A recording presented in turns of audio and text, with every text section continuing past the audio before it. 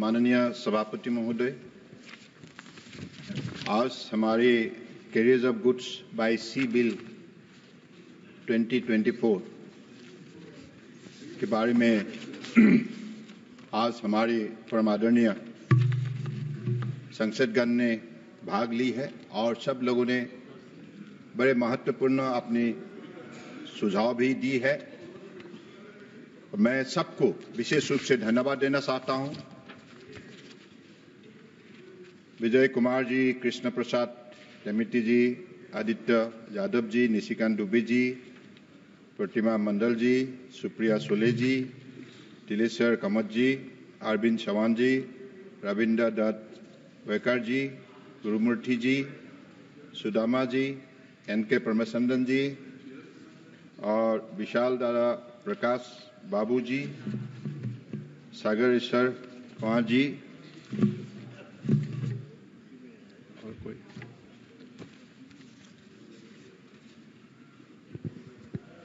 हमारे आदरणीय संसदगण ने जो भी अपनी बात रखी है, सवाल भी उन्होंने उठाया है, तो इस सिलसिले में मैं इतना ही कहूंगा। ये जो बिल लाया गया है, आप सबको मालूम है, प्री इंडिपेंडेंस एक्ट है। 100 साल पहले ब्रिटिश ने इसको रचना की थी और आज हमारी देश स्वतंत्र एक देश है, भारत स्वतंत्र एक राष्ट्र है। तो देशवासियों का ही अपेक्षा है कि हमारी स्वतंत्र कानून व्यवस्था बने। ये जो लोगों का उम्मीद है, जो आशा है, इन चीजों को साकार करने के लिए अगर किसी ने सामने से मजबूती से निष्ठापूर्वक कदम उठाया है, वो हमारे देश के आदर्शवादी नेता, दुनिया का सबसे लोकप्रिय नेता प्रधानमंत्री Narendra Modi. He firmly believed that we'll have to bring transformation through reforms. That is why in all the sectors, many reformation has been taken place. As a result, whatever transformation now we have seen in the country, which has been helping the nation to grow faster. That is why India is now fastest growing economy in the world. और आज आप सबको मालूम है कि port shipping waterways, this is the largest transporter of the country. 95% by volume and 70% by value. That is the EXIM cargo transportation performed by this ministry. And that is why, to make our country more competitive globally, we'll have to bring transformation through reforms. That is why this legislative reforms has been brought to the August House. And with your kind support, the last 10 March, we brought a bill of lading. With your support, this August House has passed it. Now, carriage of goods by sea, Bill 2024. It is brought here in detailed consultation with the stakeholders. After a series of consultation, all the stakeholders have been taken on board. And this main intention is very clear. We want to make it very simple and for better understanding. Let me cite out the background and also the significance of this bill. This bill intends to repeal and replace the 100-year-old pre-independence legislation, that is Indian Carriage of Goods by Sea Act 1925. The repeal of this pre-constitution era legislation and its replacement with a new legislation is a part of the greater initiative of the government to rid ourselves of all vestiges of colonial mindset and to ensure ease of understanding and ease of doing business through simple and rationalized law. Respected Sir, over the past 7 decades since independence, Indian legal system had been clogged with thousands of pre-independence legislation which contain archaic and outdated provision. Sir, our Honorable Prime Minister Narendra Modi ji, through his visionary initiative of ushering transformation through reforms, has repealed more than 1,500 old and redundant laws, replacing them with updated, simple and rationalized modern law in harmony with the latest global best practices. This has streamlined our legal system, ushered in ease of understanding, heralded ease of doing business, and promoted effective governance. Respected Sir, the origin of maritime law, let me remember about the past, how this kind of legislation had been enacted. The origin of the maritime law, also known as admiralty law, can be traced back to ancient civilization, where trade by sea was vital for commerce. Unwritten customs of maritime law dates back to ancient societies like the Greek and Roman. Sorry.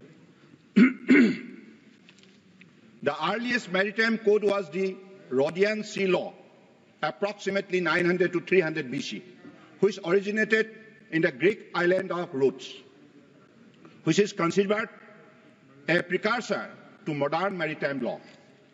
Sir, various aspects of the maritime and shipping sector are governed by different legislation. For example, merchant shipping is governed by the Merchant Shipping Act 1958. Inland vessels are governed by the Inland Vessel Act 2021. Indian Port Act 1908 relates to ports. Administration and management of the major port is governed by the Major Port Authority Act 2021, among others. It is important to note that the Ministry of Ports, Shipping and Waterways has recently introduced, as I have already mentioned, the bill to repeal and replace some of these acts, which will be taken up by the House in the near future. The Merchant Shipping Bill and the Coastal Shipping Bill aim to strengthen India's global maritime presence. The bills of lading has been passed by the esteemed House. I would like to express my gratitude for the cooperation of the members.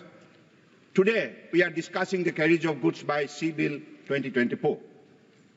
The Carriage of Goods Bill by Sea 2024 has been moved for consideration of the House to repeal Pre-Constitution Act, that is Indian Carriage of Goods by Sea Act 1925.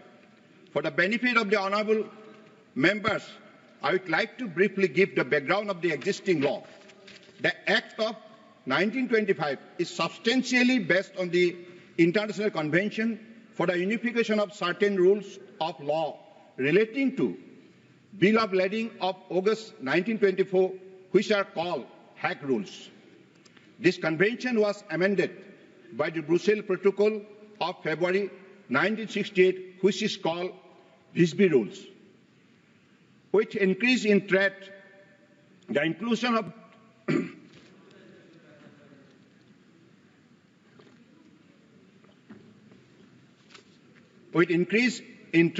the inclusion of terms of contract on bill of lading for the delivery to and receipt of goods by ship became a customary trade practice. Over time, clauses limiting carrier liability for damage or loss were added, often in favor of the carrier. In simple words, these terms and conditions were more tilted in favor of the carrier, not the shipper.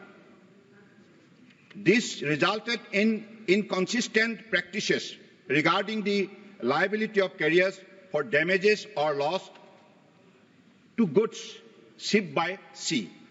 This led to discrimination between countries in regards to the condition on which the goods were carried by sea, and there was uncertainty about the liabilities which were attached to the carrier. Accordingly, the Hague Rules of 1924 came into existence to align the different commercial interests of countries which handle bill of lading for uniformity in substantive law of all maritime countries. The Act was passed by British regime in the year of 1925.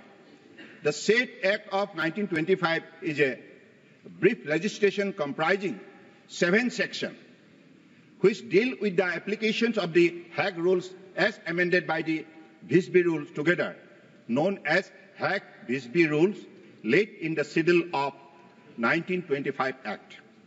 In the Schedule of the Act, rights, immunities, liabilities and responsibilities of the carrier have been laid down, which is based on the provision of the Hague-Visby Rules that India has accepted. The Act is applicable when ships are carrying goods from an Indian port to foreign port or from an Indian port to any other Indian port, thereby covering international carriage of goods from India as well as domestic carriage of goods by sea. In Indian context, the subject matter of the Act is also relevant at present. However, since it is a pre-constitutional legislation, the language therein requires some simplification. Language requires some simplification without changing the substantive intent of provision in order to facilitate ease of understanding of the legislation in line with drafting practices followed in the recent Indian Institute. Respected Sir, let me take this opportunity to enlighten this august House about the primary objective of the Carriage of Goods by Sea Bill 2024 now under consideration of the House. The main objective of this new bill is to simplify the language of the provision for ease of understanding. To simplify the language of the provision for ease of understanding to the extent possible without changing the substantive or oblique spirit of the Act. Minor modifications have thus been made under various provisions for simplification of language of the statute to ensure ease of understanding. Similarly, the definitions of the expression, applicable rules, notification and schedule in the bill under clause 2 has been met. The aim of this clause is to ensure that the meaning of the standard term used in the bill are easily understood in line with modern legislative drafting practices. Enabling clause 8 has been incorporated to give general powers to the central government to issue direction for carrying out all or any provision of the new Act within the framework of the Act once it is enacted as a law. The aim of the clause is to ensure that the process of implementation of the provision of the bill can be smooth.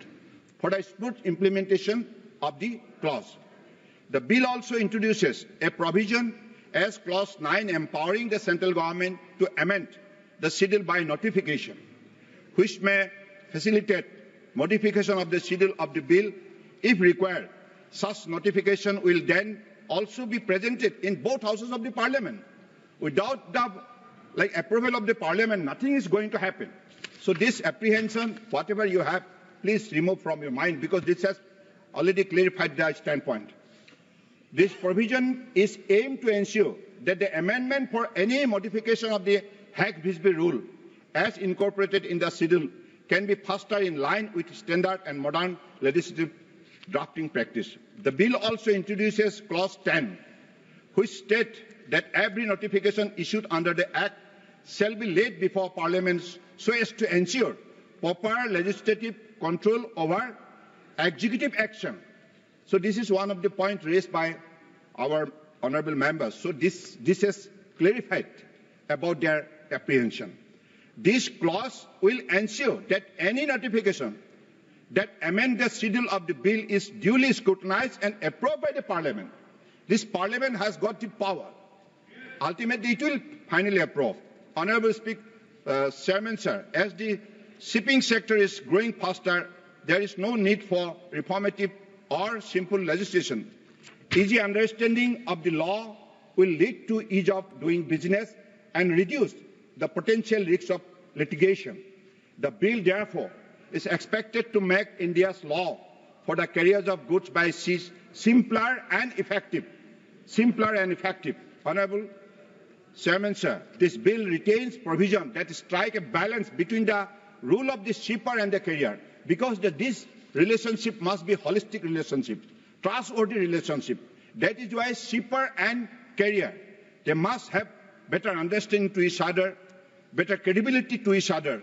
So this balance prevents either party from deriving undue advantage and minimizes the potential for dispute. It ensures that carriers fulfill their obligation and exercise due diligence to ensure safety of the goods entrusted to them. Simultaneously, it holds shipper accountable for providing accurate information and protect carriers from losses arising from any misrepresentation. The purpose of this bill is to position India's maritime trade practices at par with global standards by retention of this globally most prevalent Hart-Bisbee rules regime in its schedule. By fostering greater transparency, simplicity, and commercial efficiency, this legislation will significantly enhance the functioning of our maritime transport system. I ask all the honourable members of the House to extend their support to this bill. So this is my submission. At the same time, I want to reply the question, some of the important questions raised by respected members. So should I, okay. So I think with this, I request Honourable Chairman, sir, to please pass the bill as amended. विधेयक पर विचार किए जाने हेतु प्रस्ताव। प्रश्न यह है कि विधेयक पर विचार किया जाए। जो सदस्य इसके पक्ष में है वो हाँ कहे, जो सदस्य इसके विरुद्ध में है वो ना कहे। मेरे विचार में निर्णय हाँ वालों के पक्ष में हुआ, हाँ वालों के पक्ष में हुआ। विधेयक पर विचार करने हेतु प्रस्ताव को स्वीकृत किया गया। अब सभा विधेयक पर खंडवार विचार करेगी। प्रश्न यह है कि खंड 2 विधेयक का अंग बने। जो सदस्य इसके पक्ष में है वो हाँ कहे, जो सदस्य विरोध में है वो ना कहे। मेरे विचार में निर्णय हाँ वालों के पक्ष में हुआ, हाँ वालों के पक्ष में हुआ। खंड 2 विधेयक का अंग बना। सौगत राय नहीं है, नाम बोलेंगे, नाम श्री सौगत राय जी एब्सेंट।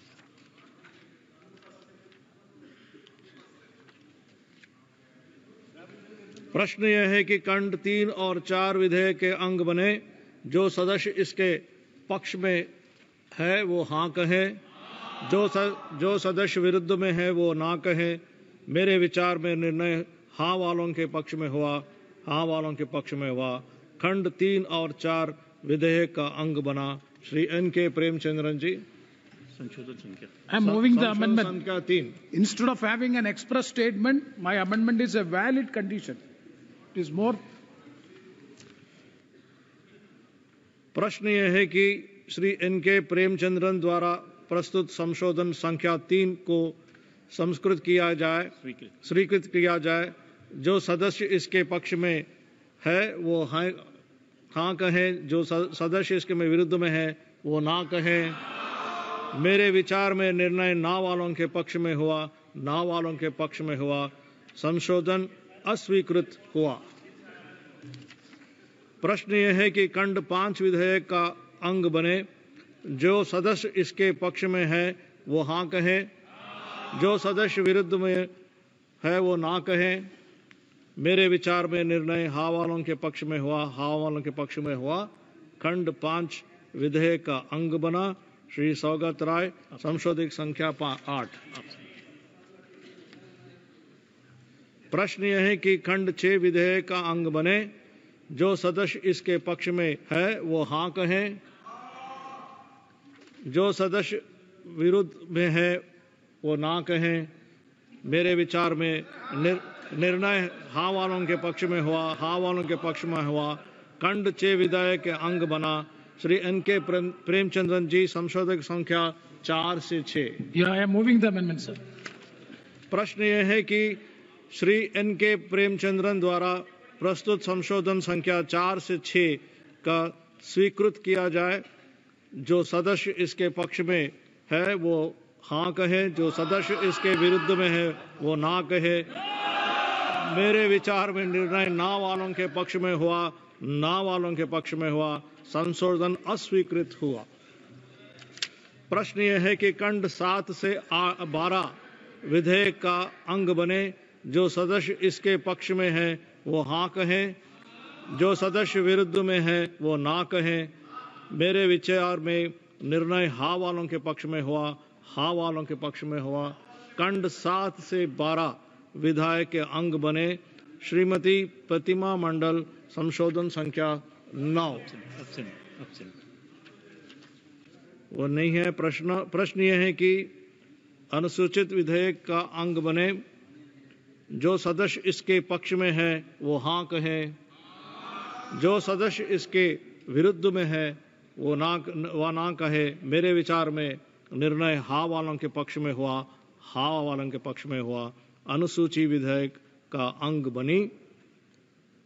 माननीय मंत्री जी, संशोधन संख्या 2। Sir, I move that the bill as amended be passed. Amendment. I move amendment. Sorry. प्रश्न यह है कि माननीय मंत्री जी द्वारा प्रस्तुत संशोधन संख्या 2 की स्वीकृत किया जाए। जो सदस्य इसके पक्ष में है वो हाँ कहें। जो सदस्य इसके विरुद्ध में है वो ना कहें।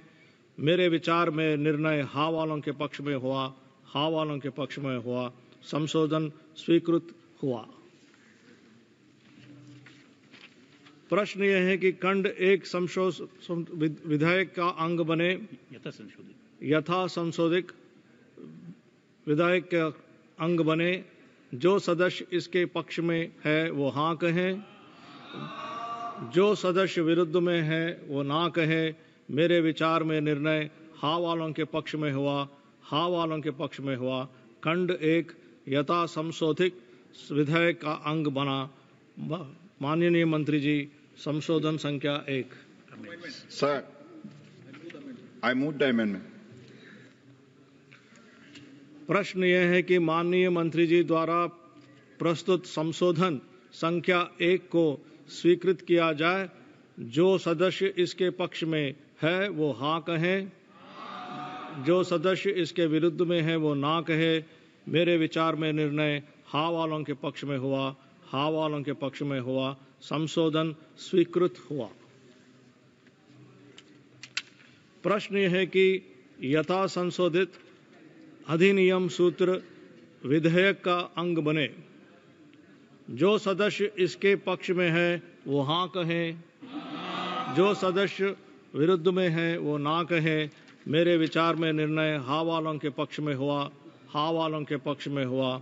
यथा संशोधित अधिनियम सूत्र विधेयक का अंग बना। प्रश्न यह है कि उद्देशिका और विधेयका का पूरा नाम विधेयक का अंग बने। जो सदस्य इसके पक्ष में है वो हाँ कहे। जो सदस्य इसके विरुद्ध में है वो ना कहे। मेरे विचार में निर्णय हाँ वालों के पक्ष में हुआ, हाँ वालों के पक्ष में हुआ। प्रस्ताव स्वीकृत हुआ। उद्देशिका और विधेयका का पूरा नाम विधेयक का अंग बना। मंत्री अब यह प्रस्ताव करे कि विधेयका को पारित किया जाए, यथा संशोधित पारित किया जाए। Sir, I move that the bill as amended be passed. प्रश्न ये है कि विधेयक यथा संशोधित को पारित किया जाए। जो सदस्य इसके पक्ष में है वो हाँ कहें, जो सदस्य इसके विरुद्ध में है वो ना कहे। मेरे विचार में निर्णय हाँ वालों के पक्ष में हुआ, हाँ वालों के पक्ष में हुआ। प्रस्ताव स्वीकृत हुआ और विधेयक यथा संशोधित पारित हुआ।